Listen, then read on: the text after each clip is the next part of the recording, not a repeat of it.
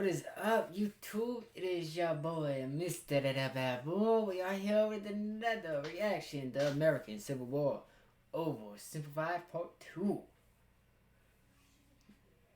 Let me know what you guys think down in the comments. Link down in the description if you guys want to watch the original video. Plus, I'm going to put the link for the Part 1 I reacted to. So that way you guys can watch that one as well.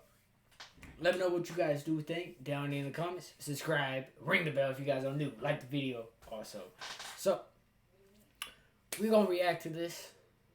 I just did part 1 like a little bit ago. It's been like a couple hours ago. I ate all kinds of shit. So, we're getting right into it, okay? I'm not even going to hold you guys anymore. MrBaboon at your service. So, let's see. A lot of stuff happened in the first video.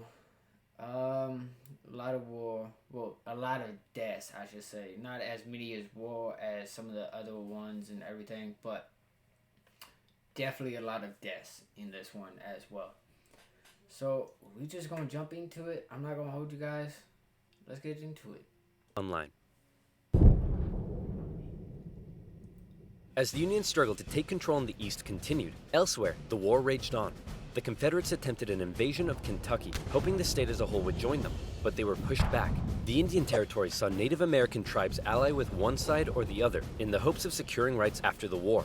Along the Mississippi, General Ulysses S. Grant remained one of the few Union generals scoring major victories. With his best pal, General Sherman, by his side, Grant led his armies down the Mississippi to the Confederate stronghold of Vicksburg. Both sides knew that if Vicksburg fell, the Confederacy would be split in two, and the Confederates prepared for an intense defense of the city. But back in the East, Lincoln still wanted somebody to march south and take Richmond. Having given General McClellan the boot, he needed a new man in charge. All right, Mr. Needed President. that man Option fired, 1 is bro. General Hooker. Bit of a nutcase, but a good general.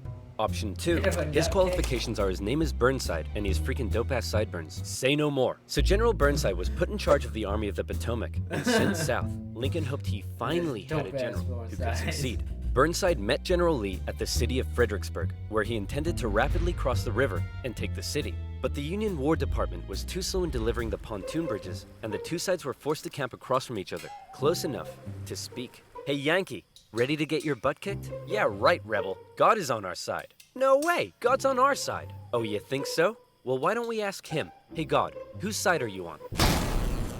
Ow. Dude, uncool. With over 100,000 uncool. men, the Union Army finally launched their massive attack on the 11th of December. But by now, the Confederates had amassed their forces.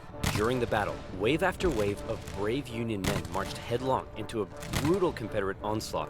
Even the Confederates couldn't believe what they were seeing, and in one moment of camaraderie, a Confederate sergeant, unable to take it, reportedly came out into the field to tend to the Union wounded. Seeing this, the Union troops held their fire. Wow. Still, Burnside and his forces were soundly defeated at Fredericksburg and forced to retreat. Lincoln's popularity and Northern morale continued to plummet, especially as the winter heading into 1863 was Yikes. bad.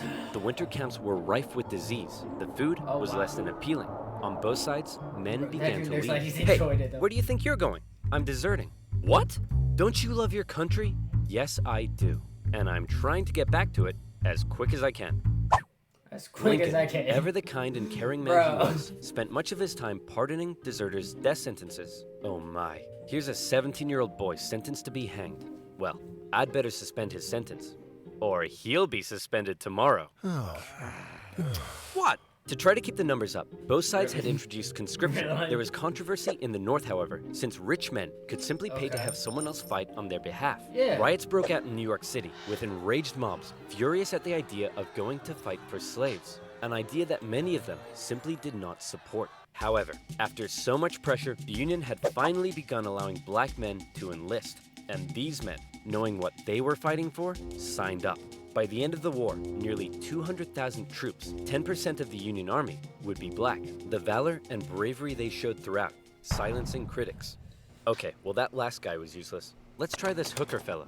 General Joseph Nice Hooker guy was was put in charge of useless. the Army of the Potomac, and once again, Lincoln ordered him to move south and take Richmond. Hooker met Lee at the Battle of Chancellorsville, where Hooker had over twice the men Lee did. Lee was forced to defy all military convention and Yeah, he split did. his Oh, smaller wow. force into two. Lee had absolutely no chance of winning, and Lee won. It was his masterpiece. Lee did suffer one significant loss during the battle, though. As his right-hand man, Stonewall Jackson, was riding back to the Confederate lines at night, the nervous Confederate troops, unable to recognize him, opened fire. You boys done goofed up. Jackson died 8 days later. As for Lincoln, he couldn't believe it. It was yet another loss, and Northern support continued to waver. I did not know that's how. Get things done better. He died. With For unmatched real. protection and in Like, I didn't know that's how he died, bro. What the No fuck? matter the weather. So They didn't know that was like, come on, bro. And then they just shot While the Union kept on struggling in the East, out west, unconditional Fire surrender order. Grant was making moves as always. In an attempt to take Vicksburg on the Mississippi, he made a series of risky and bold movements. He sent a cavalry raid and feigned Sherman north to confuse the enemy. Then, aided by a fleet of ironclads on the river, he raced his army south to cross the Mississippi. Aware that the terrain to the north was restrictive, instead, he strategically moved northeast, hitting Vicksburg's supply line and defending his rear from Confederate armies in Jackson. Once he reached Vicksburg, the Confederate defense became hardened, and Grant was forced to settle in for a month-long siege, during which time he got rather bored. Despite not taking the city, Lincoln loved it and encouraged Grant to hold firm. It would only be a matter of time before the Mississippi was in Union hands. Around this time, the people in the west of Virginia, who had remained loyal to the Union throughout, finally broke away to form their own state. They could have named it anything in the world, but the creative minds at the time came up with the ingenious West Virginia. Back in Washington, Lincoln once again wanted a new general to take command. Oh my goodness, why do all these 19th century generals look so bust? Look, we got Sleepy Eyes Joe here. That's Princess Leia with a mustache. E.T. phoned the doctor. Fine, why don't we give Snapping Turtle McGee here a shot? So General Snapping Turtle McGee was put in charge of the Army of the Potomac, and it was a crucial time for the Union, because once again, the Confederates decided to go on the attack. So far, they had done exceedingly well militarily, but as the war kept going, the Confederate economy was crumbling. Riots broke out in the streets of Richmond as the price of bread skyrocketed. Supplies were dwindling. Jefferson Davis wanted to send men west to rescue Vicksburg, but General Lee knew the longer the war lasted, the worse their chances got. And he still hoped if he could just threaten D.C., the already demoralized North would surrender. So in June 1863, with the momentum behind him, General Lee once again entered the North, fighting his way through Maryland and into Pennsylvania. General Meade set out to meet him for what would be the most significant battle of the entire war. If the Confederates won, D.C. could fall. If the Union won, it would be a turning point, as the Confederates would run out of steam, and the small town that was to get caught up in the crossfire of the largest battle in American history was Gettysburg, Pennsylvania. On June 1st, units from each army encountered one another and skirmished through the town itself. The townspeople were forced to take refuge, except for one man, who reportedly ran outside for a strange reason. "Joseph, what are you doing?" "I'm not gonna let them take my beans." "How many times do I have to tell you they're not here for your beans?" By the second day, over 100,000 men stretched for miles across the battlefield. Lee took the initiative, deciding to hit the enemy's flanks, and he came very close to breaking through the Union's disorganized left. But Union Colonel Joshua Chamberlain ordered a desperate bayonet charge, smashing into the Confederates and forcing them back. The Union forces held across the line. On the final day, Lee believed the Union Army had fortified its flanks, so he decided to finish them off with one massive central assault. The Confederates rushed at the Union lines during General Pickett's charge, and this time, it was the Union's turn to unleash hell. Meade had correctly guessed Lee's strategy, and the Confederates were decimated, forced to turn and flee. A devastated General Lee called out to his fleeing and wounded men, telling them it was his fault. And after holding for a counterattack that never came, he ordered a retreat back into Virginia. The North had just managed to score a massive victory, and one they desperately needed. And if that wasn't enough, in the West, after a month-long siege, Vicksburg finally fell. The North now held the Mississippi, and better yet, it was the 4th of July. With control of the Mississippi, Union forces moved into Arkansas and Tennessee. Tennessee in particular saw heavy fighting, with Union General Rosecrans masterfully pushing Braxton Bragg's Army of the Tennessee out of Tennessee. He suffered a major setback, however, at the bloody Battle of Chickamauga, and ended up under a Confederate siege at Chattanooga. At one point during the siege, a temporary truce was declared so that wounded men could be recovered. And often in the Civil War, during these small truces, men from both sides would meet in the middle to trade things like tobacco, coffee, and maybe even honey. Do you like honey? Me too. Bees are great. And you know what rhymes with honey? Money. Did you know honey can help you save money? Let me explain. Honey is a free browser extension that automatically finds you the best coupon codes when you buy stuff online, for free. For example, here I am purchasing 100 pepperoni pizzas because what the heck, I do what I want. With just a click of a button, I've saved $210. Nice. Honey works with over 30,000 websites, including eBay, Target, and Expedia. And it's already found OverSimplified subscribers over $46,000 in savings. It takes just 2 clicks to install. And better yet, it's absolutely, positively, 100% free. Get Honey now and start saving money by clicking on the link in the description below. Joinhoney.com/oversimplified. That's joinhoney.com/oversimplified. And as always, you'll be supporting my channel. So thank you. Now where was I? Oh yeah, Vicksburg, 4th of July, and the Siege of Chattanooga.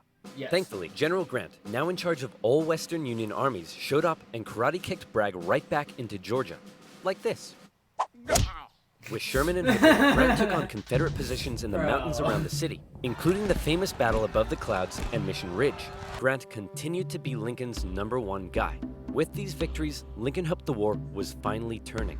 Back in Gettysburg, the entire town had been turned into a hospital to care for the scores of wounded men. Throughout the war, on both sides, women such as Clara Barton rose to the occasion, doing crucial work on the home front and volunteering as nurses for those who had given their lives. A new national cemetery was to be established at Gettysburg, and Abraham Lincoln traveled out to attend the opening ceremony. At the event, the main speaker spoke for 2 hours. Then, Abraham Lincoln was called forward to give some brief, appropriate remarks. In just 2 minutes, he masterfully and poignantly iterated America's national purpose and the need to continue the fight. The Gettysburg Address would become one of the most famous speeches in American history. While they were now making progress, the North still couldn't find a decisive victory in the East. And that was bad news for Lincoln, because his presidency was now in its 4th year. In 1864, there was an election coming. The Confederates knew this too, and with little hope left of being able to threaten the North militarily, they believed their last shot at victory may be in the election, since Lincoln, emancipation, and the war itself weren't exactly popular. People in the North were sick of war and wanted to put it behind them. Robert E. Lee hoped that if he could just hold out and continue to inflict more defeats, the people of the North would vote Lincoln out and replace him with a Southern sympathizer who may be willing to negotiate. Lincoln knew now he desperately needed a victory. Now, I know what you're thinking, but oversimplified. If Lincoln loves General Grant so much, then why doesn't he put him in charge of the campaign in the East? Well, guess what, loyal subscriber? You've hit the nail on the head. You're bold, Grant. I'll grant you that. I'm promoting you to General-in-Chief, and I ain't taking you for granted. Now, I want you to go defeat Lee. Grant me my wish. Please stop. So Grant was put in charge, and he came up with a new plan. He wanted to press the Confederates on all fronts, with General Banks to capture Mobile, Alabama, General Sherman moving south to Atlanta, and Grant joining the Army of the Potomac as they advanced through Virginia. In May 1864, that plan went into action.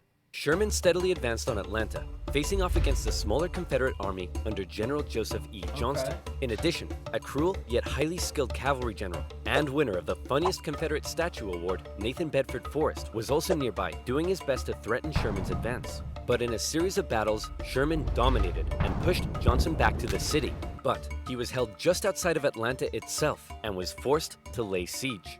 Meanwhile, the main show was happening to the east in Virginia.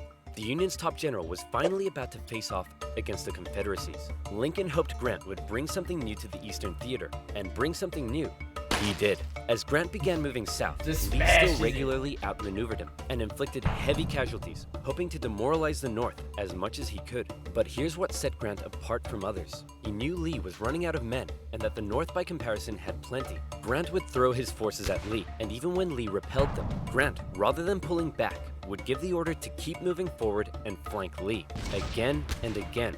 In under 6 weeks, 80,000 men would be killed, wounded, or missing. In D.C., Grant was criticized for being a butcher. At the Battle of the Wilderness, the Union casualties were so heavy that Grant reportedly began to weep. But still, Grant could replace his losses. Lee couldn't, and he was being pushed all the way back to Richmond. Lee knew once he got there, he'd be under siege. Then, it would only be a matter of time.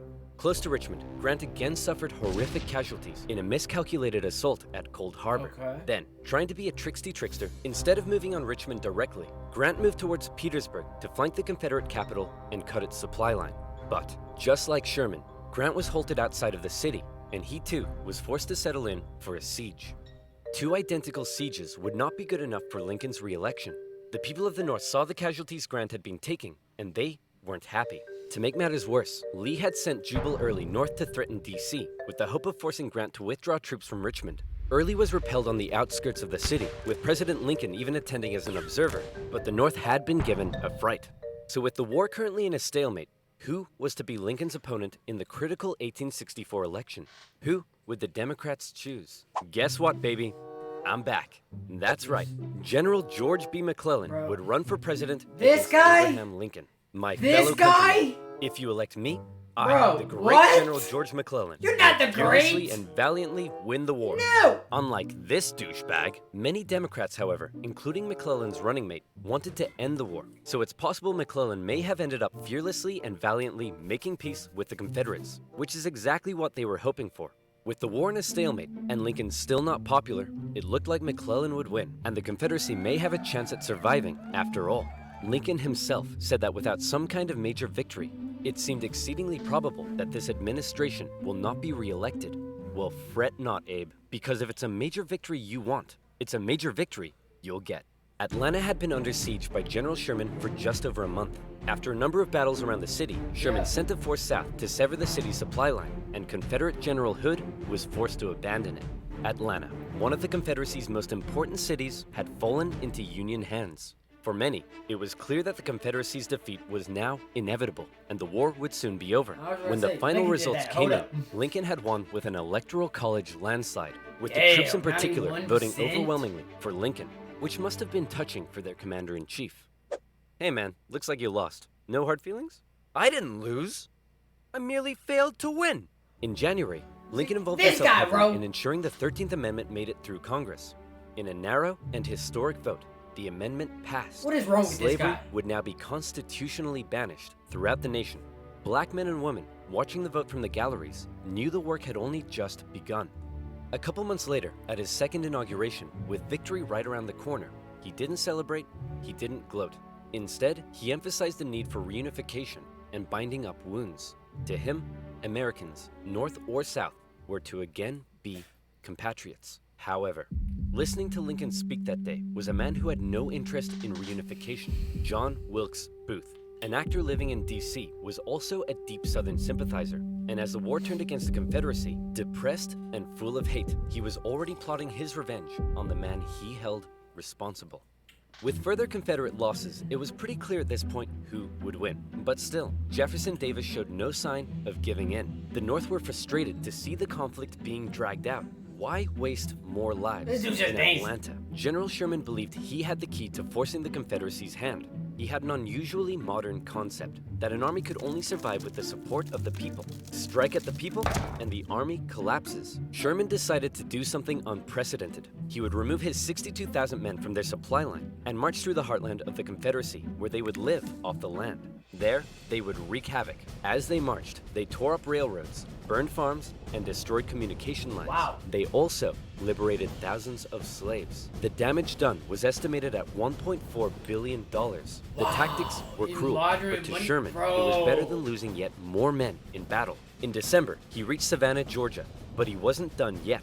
Next, he turned north to inflict his punishment on the first state to secede, South Carolina. As he moved, he came ever closer to General Lee's army, still holding out at Petersburg. The siege of Petersburg had lasted for 292 days. 60,000 of Lee's men had deserted. Numerous Union attempts to break through had failed, but when the breakthrough finally came, it came quick. On April 2nd, a Union assault finally pushed the Confederates from their defenses. Hey man, there's no need to evacuate, right? You'll rescue us like last time, right? Sorry, can't hear you. Sorry, Lee can't hear narrowly you. escaped the city, hoping he'd be able to meet up with General Johnson and continue the fight. Grant chased him down. Richmond was evacuated, and Jefferson Davis went on the run.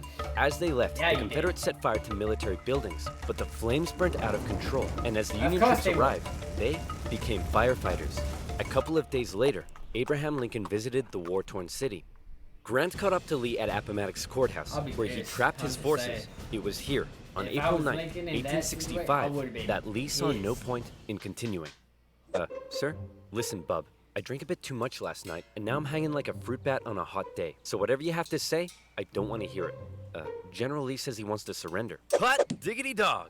Grant and Lee met in the home of a nearby farm I family, don't wanna hear owned it. by a man who had tried his then he best says to he wants escape to- the Civil War Mommy! years earlier. Wilmer McLean. All right, can we all just hurry up and get this over with? Martha! Not now! Martha. I'm cleaning. Do you want us to get rats? Grant and Lee, Bro. after years of war, Martha. now spoke respectfully to one another. When Lee left, his face filled with emotion, Grant's men began to cheer, but Grant ordered them to stop. He knew that now was the time for reconciliation. Just over 2 weeks later, General Johnson would surrender to Sherman, ending the war for 89,000 Confederate soldiers in the largest surrender of the war. Not every Confederate state had surrendered, but the war was as good as over. Across the North, church bells rang out and celebrations erupted.